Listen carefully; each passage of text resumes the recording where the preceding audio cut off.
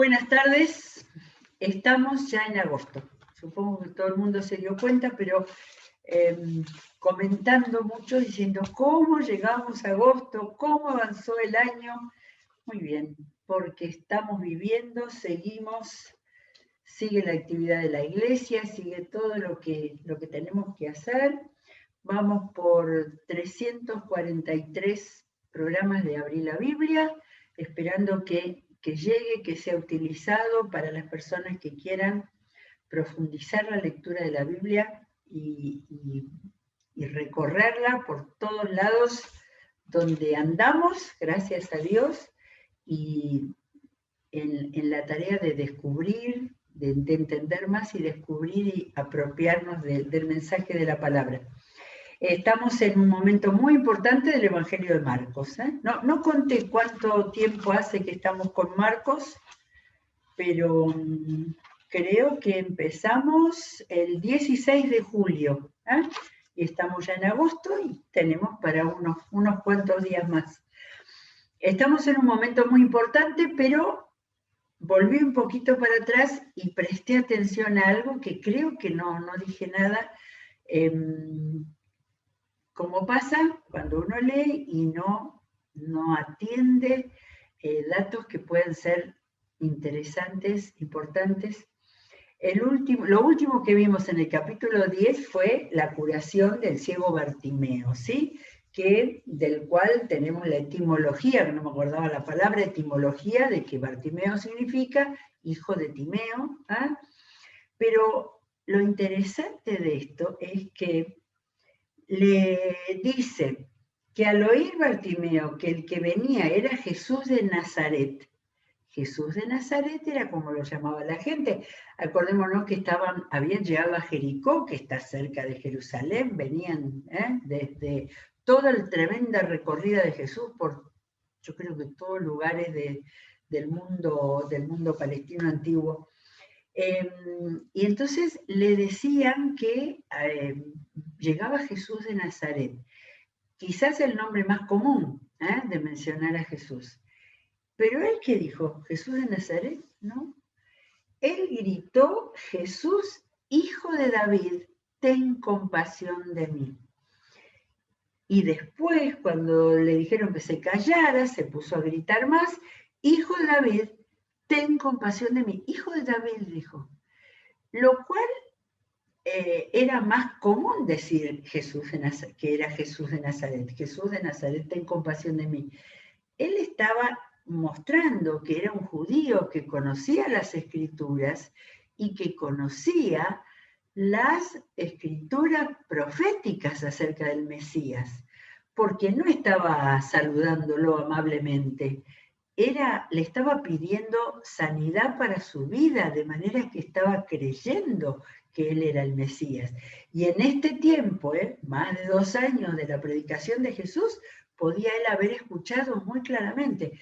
De todo lo mucho que hay en el Antiguo Testamento, que con referencia a Jesús como descendiente de David, me acordé de Jeremías 30, que lo leímos hace muy poquito, en lo llamado el libro de las consolaciones de Israel. En el 39 dice, servirán al Señor su Dios y a David, a quien pondré como su rey.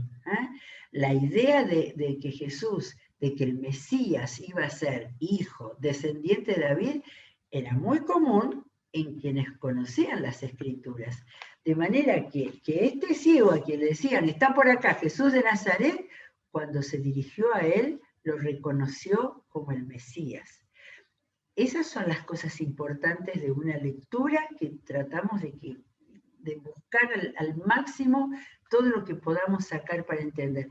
Este hombre tenía una fe clara y estaba lanzándose hacia donde estaba Jesús, buscando su sanidad y creyendo en él. Por eso Jesús inmediatamente lo sanó y él siguió a Jesús en el camino.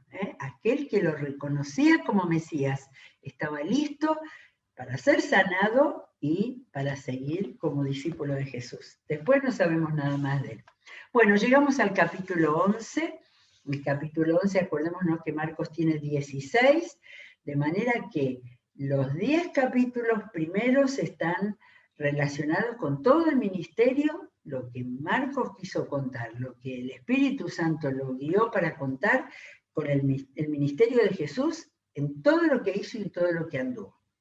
En el capítulo 11 dice, cuando se acercaban a Jerusalén, y entonces ya, ¿dónde? Ahí no me acuerdo, Lucas creo que él decía que Jesús afirmó su rostro para ir a Jerusalén. Y ya era el momento de llegar a Jerusalén. Y hay varios datos muy interesantes, o sea, no es que llegó y cuando se acercaban a Jerusalén y llegaron a Betfagé y a Betania, junto al monte de los olivos, y entonces 2 datos de geografía, esto no está en un mapa que podamos ver, pero Betfagé estaba a 1 kilómetro y algo más de Jerusalén, dice del este de Jerusalén, o sea, de la parte de Jerusalén que daba hacia el río Jordán y el Mar Muerto. Dice que solamente está mencionado acá, en toda la Biblia, el único lugar que se habla de Betfagé es acá, y quería decir casa de higos, y estaba muy cerca de Betania, de manera tal que había relación, y ahora vamos a ver, aunque no lo dice abiertamente, lo que nos dice acá es que llegaron a Betfagé y a Betania junto al monte de los olivos. Betania estaba del lado oriental del monte de los olivos. Eso que hablamos así, Jesús fue al monte de los olivos, era un monte de 830 metros, tenía 4 cumbres, y era 60 metros más alto, no es mucho más, pero era más alto que el monte Sión, sobre el cual estaba asentada Jerusalén. Y entonces dicen los comentaristas que desde el monte de los olivos había una espléndida visión de la ciudad de Jerusalén y especialmente del templo. De manera que es una mención de algo, buscar entender un poco más algo de aquello que conocemos tanto de palabra. Entonces, estos 2 lugares, Betania estaba, creo que también dice alrededor de 3 kilómetros, algo así, estaba muy cerca de Jerusalén. Al llegar allí, a ese lugar, conocido por Jesús y sus discípulos, porque aunque Marcos no lo cuenta, pero había estado allí en la casa de Marta, María y Lázaro, Jesús envió a 2 de sus discípulos con este encargo muy conocido y que Marcos lo cuenta cortito. Vayan a la aldea que tienen enfrente, tan pronto como entren en ella encontrarán atado un burrito en el que nunca se ha montado nadie. Detalle, ¿sí? Detalle. Para el rey, un burrito en el que no se ha montado nadie. Jesús lo sabía, dio esa indicación precisa. Desátenlo y tráiganlo acá. Y si alguien les dice, ¿por qué hacen eso? Díganle, el Señor lo necesita y enseguida lo devolverá. Señor con mayúscula. Los discípulos ya estarían acostumbrados a esas cosas. Jesús dice, nos van a correr, no nos van a dejar, nos van a acusar de robar un burro. Fueron, encontraron un burrito afuera en la calle, atado a un portón, y lo desataron. Entonces algunos de los que estaban allí les preguntaron, ¿qué hacen desatando el burrito? Ellos contestaron como Jesús les había dicho y les dejaron desatarlo. Le llevaron pues el burrito a Jesús. Luego pusieron encima sus mantos y él se montó. No hay nada de la percepción de los discípulos de por qué entrar así en Jerusalén, llamar la atención. Ya Jesús estaba muy cercano de los perseguidores, ya se sabía que querían matarlo nada. Marcos cuenta los hechos así, peladito nomás, noticia periodística, pero sin ningún comentario. Y aparece la sorpresa, ¿eh? Muchos tendieron sus mantos sobre el camino, otros usaron ramas que habían cortado en los campos. Tanto los que iban delante como los que iban detrás gritaban, ¡Hosana! Estaban recibiendo al rey. Ahora estaban conociendo, fíjense otra cosa que decían, bendito el que viene en el nombre del Señor, bendito el reino venidero de nuestro padre David. Y estaban repitiendo pasajes del Antiguo Testamento, ¿sí? Vamos a, principal de todos es el Salmo 118, famoso Salmo 118, que lo vamos a ver después también, donde dice en el 24, otro versículo conocido, este es el día que el Señor actuó, regocijémonos y alegrémonos en él, el Señor danos la salvación, Señor concédenos la victoria, y en el 26 dice, bendito el que viene en el nombre del Señor, desde la casa del Señor los bendecimos. Famoso este Salmo 118, y era la gente, los comentaristas dicen que claro, ¿cómo es que venía gente que atrás, adelante? Estaba cerca la Pascua y entonces estaban empezando a venir los peregrinos que venían a Jerusalén y seguramente venían antes para buscar hospedaje o buscar a sus conocidos que les dieran hospedaje de manera de estar ya preparados, listos para la fiesta de la Pascua. En una de esas hacían algo de turismo, no lo sé, pero puede ser.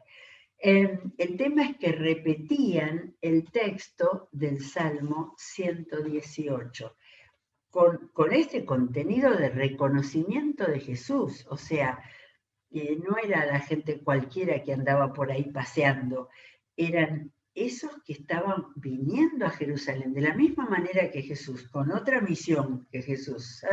Ellos venían a cumplir con los ritos pascuales, con aquella cosa que la religión judía les mandaba, pero al ver a Jesús de esa manera, la alabanza que salió de sus bocas, porque lo que salió fue alabanza, Hosana, bendito el que viene en el nombre del Señor, reconocimiento, bendito el reino venidero de nuestro Padre David. Así que todos elementos de las escrituras del Antiguo Testamento y de la fe en el Mesías. Si esta era gente que venía de Galilea, por ejemplo, ya lo conocían a Jesús, ya lo habían escuchado, ya había estado en las aldeas y en las ciudades de todos ellos. Y después empezaba, lo que acá Marcos registra es, empezaba con Hosana y termina Hosana en las alturas. Y esto nos lleva a un famoso pasaje de Zacarías 9:9. Alégrate mucho, hija de Sión, grita de alegría, hija de Jerusalén. Mira, tu rey viene hacia ti, justo, salvador y humilde. Viene montado en un asno, en un pollino, cría de asna. Es muy importante esto de Zacarías. Y la gente que conocía el texto del profeta Zacarías podía comprender por qué el rey venía humilde arriba de un burro.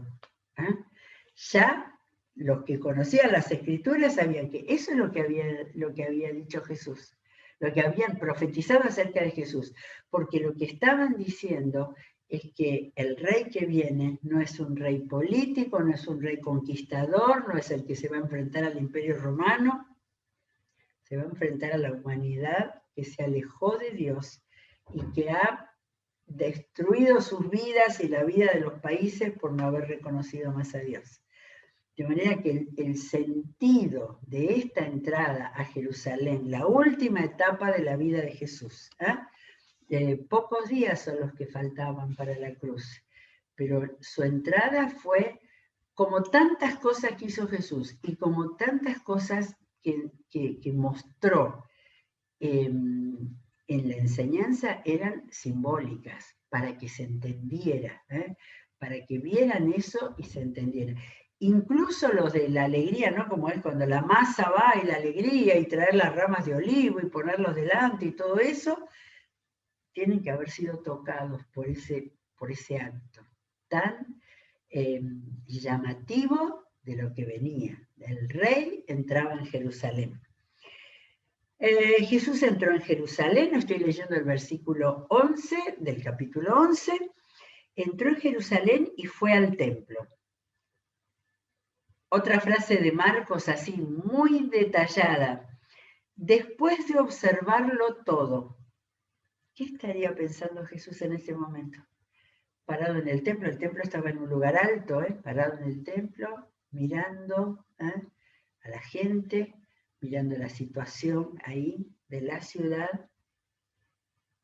Después de observarlo todo, como ya era tarde, salió para Betania con los 12. De manera que volvió los 3 kilómetros hasta la aldea de Betania. Y habrán devuelto el burro también, porque si no había problemas. Al día siguiente, otra de las cosas de Marcos va diciendo, incluso mejor que algún otro de los escritores, algunos detalles. Esto fue al día siguiente. Cuando salían de Betania, Jesús tuvo hambre. Viendo a lo lejos una higuera que tenía hojas, fue a ver si hallaba algún fruto. Estoy pensando que en Betania no le habían dado desayuno, pero bueno, esto es un comentario aparte. Cuando llegó a ella, a la higuera, solo encontró hojas, porque no era tiempo de higos. Nadie vuelva jamás a comer fruto de ti, le dijo a la higuera, y lo oyeron sus discípulos. Uno va por acá y dice, bueno, nada más que esto, Jesús destruyendo la naturaleza, no había interés por una planta.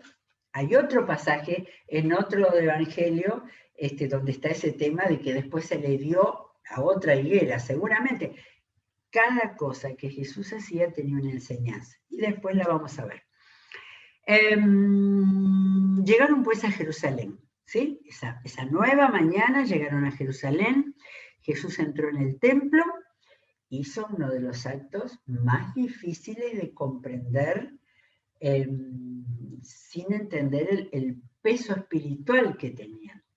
Jesús era el rey, Jesús tenía toda la autoridad, pero todavía no había sido reconocida más que por la gente que había encontrado en el camino, en la entrada. Comenzó a echar de allí a los que compraban y vendían. Volcó las mesas de los que cambiaban dinero y los puestos de los que vendían palomas.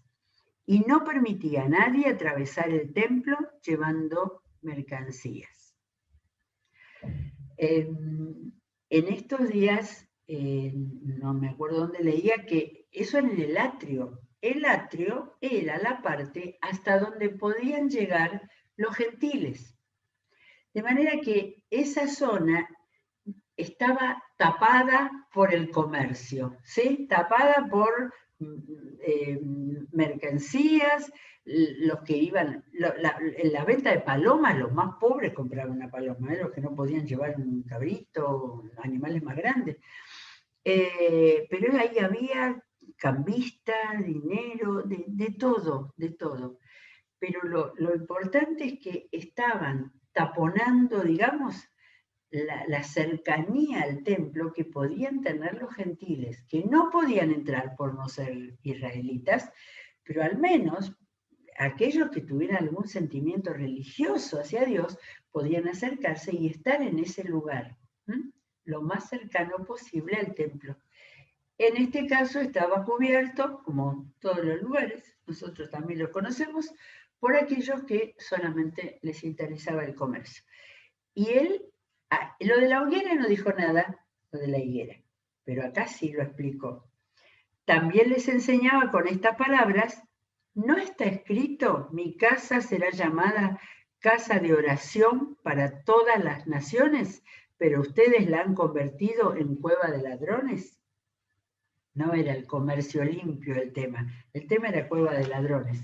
acá nos vamos a Jeremías, famoso pasaje de Jeremías, a ver, esperen que era Jeremías 7:11, Jeremías 7:11, que el título de todo el capítulo ese es la religión falsa e inútil. Y en el 11 dice, ¿creen acaso que esta casa que lleva mi nombre es una cueva de ladrones? Pues si yo mismo la he visto. Yo no sé si pasaba lo mismo, que había cambistas y venta de los animalitos para los sacrificios. Me parece que no, que por acá lo que dice está hablando durísimo, durísimo. Vienen y se presentan ante mí en esta casa que lleva mi nombre y dicen estamos a salvo, para luego seguir cometiendo todas las abominaciones. De manera que Jesús estaba marcando su autoridad y luchando, oponiéndose a la religión exterior, falsa y egoísta. Me gustó mucho saber ese tema de que el atrio era el atrio de los gentiles y ahí no podían ni siquiera acercarse porque estaban todos los vendedores. Los maestros de los sacerdotes, los jefes de los sacerdotes y los maestros de la ley lo oyeron y comenzaron a buscar la manera de matarlo, pues le temían, ya que toda la gente se maravillaba de sus enseñanzas. Eso le hacía que lo temieran, pero no que dejaran la idea de matarlo. Cuando cayó la tarde, salieron de la ciudad. 2 veces, en el 11 y en el 19 dice, cuando cayó la tarde, salieron de la ciudad. Y alguno pensó, volvía a Betania antes de la noche, por si acaso no lo mataran antes de tiempo, antes del momento que estaba seleccionado. Bueno, vamos a terminar de leer lo de la higuera seca. Por la mañana, o sea, hemos pasado un día entero en Jerusalén y ahora volvemos otra vez. Por la mañana, al pasar junto a la higuera, vieron que se había secado de raíz. Pedro, como siempre, acordándose, le dijo a Jesús, Rabí, mira, se ha secado la higuera que maldijiste. Yo no sé si estaba Pedro dudando, ¿por qué Jesús hizo eso? ¿Cómo se secó una planta hermosa y Jesús la maldijo? ¿Sí? Pensamiento humano primero. No vamos a acusar a Pedro de todas las cosas en las cuales fue un ejemplo de pensamiento humano. Primero eso. Y resulta que Jesús había hecho eso solamente para darles una enseñanza que valía más que 1000 palabras, ¿sí? Porque les estaba enseñando, y lo vamos a leer. Tengan fe en Dios, respondió. ¿Qué tenía que ver con maldecir que se seque una higuera? Les aseguro que si alguno le dice a este monte, claro, esa frase no tenía idea, uno la leía, ¿no? A este monte, era el monte de los olivos, iban caminando alrededor del monte de los olivos, salvo que hubiera algún caminito en las colinas ahí más abajo y estuvieran pisando directamente el monte. Si alguno le dice a este monte, quítate de ahí y tírate al mar, creyendo, sin abrigar la menor duda de que lo que dice sucederá, entre comas, lo obtendrá. Por eso les digo, crean. Me parece que antes había dicho también, ¿no? Crean, había dicho tengan fe en Dios. Crean que ya han recibido todo lo que estaban pidiendo en oración y lo obtendrán. Jesús había hecho ese acto simbólico de lo que significaba tener fe, para recibir el poder de Dios tal como Él lo había tenido. Para muchos esto es algo muy difícil, ¿no es cierto? Porque estaba pensando en la oración de todas las religiones teístas, las que tienen a Dios como centro, que son sumamente oradoras, de orar, de rezar, ¿sí? hacer muchas cosas rezando, ¿sí? Entonces no es que faltaba oración. El tema que la oración a la cual Jesús se está refiriendo para que haya una respuesta es una oración que empieza con tengan fe en Dios. Faltó la palabra tengan fe real en Dios.